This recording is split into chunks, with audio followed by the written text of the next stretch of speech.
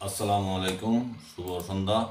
যে যেখান থেকে আমার ভিডিও দেখছেন সকলকে আন্তরিক অভিনন্দন, শুভেচ্ছা ও ভালোবাসা। আমি মোহাম্মদ শিব্বির আহমেদ, চ্যানেল বাংলা 78 থেকে বলছি। যুগান্তর একটা রিপোর্ট করেছে যেখানে বলা হয়েছে নির্বাচিত সংসদ ও নির্বাচিত সরকার ছাড়া কোনো সংস্কারের বৈধতা আমরা দিতে পারবো না বলে মন্তব্য করেছেন মির্জা ফখরুল ইসলাম আলমগীর। তিনি বলেন, আমরা যেন বিভক্তির রাজনীতি না করি।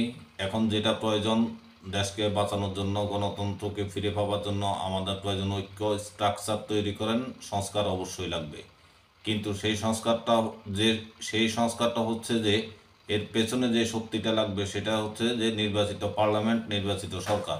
এটা ছাড়া সংস্কারকে কখনোই লেজিটিমেসি দিতে পারবো না আমরা।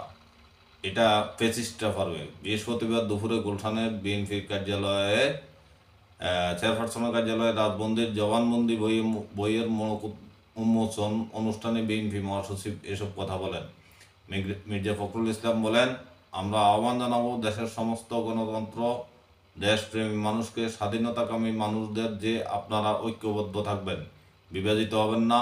আমি রাজনৈতিক নেতাকর্মীদের যারা যেখানে কাজ করছেন সবাইকে অনুরোধ করব, বিভাজন সৃষ্টি করবেন না।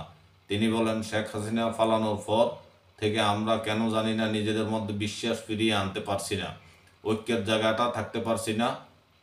কি দুর্ভাগ্য যে এখন যেটা শুরু হয়েছে এটা কতটুকু সুস্থ ব্যাপার, এতটুকু সুস্থ ব্যাপার না।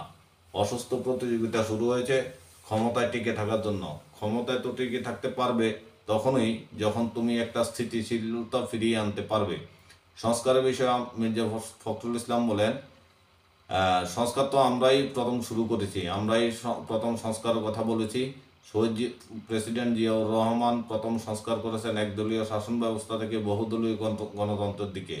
এই যে সংবাদপত্রের স্বাধীনতা, বাংলাদেশে মাত্র 4টা পত্রিকা চালু ছিল, সবগুলো পত্রিকা খুলে দিয়েছেন তিনি। বন্ধ নীতিতে বৈপ্লবিক পরিবর্তন এনে মুক্ত করেছিলেন। ভ্রান্ত সমাজতান্ত্রিক অর্থনীতি বাদ দিয়ে তিনি মুক্ত অর্থনীতি নিয়ে এসেছিলেন। তিনি বলেন, 19 দফা কর্মসূচি ছিল সবচেয়ে বড় সংস্কার। আমরা এই জিনিসগুলো কেউ প্রচার করি না। আমাদের যারা বড় বড় বুদ্ধিমান আছেন, বড় বড় কথা বলছেন, তারা কখনোই এই কথাগুলো আনেন না, কারণ তারা অনেকেই মা ও মানুষের সাথে এখনও সম্পৃক্ত হতে পারেন নাই। আমি অনুরোধ করব সকলকে এই বিষয়গুলো দেখার জন্য। এ সময় উপস্থিত ছিলেন সাংবাদিক শফিক রহমান, চেয়ারপারসনের উপদেষ্টা ইসমাইল জবিউল্লাহ, কৃষক দলের সাধারণ সম্পাদক শহীদুল ইসলাম বাবুল সহ অন্যান্যরা। এই ছিল মির্জা ফখরুল ইসলাম আলমগীরের বক্তব্য। ভালো থাকবেন।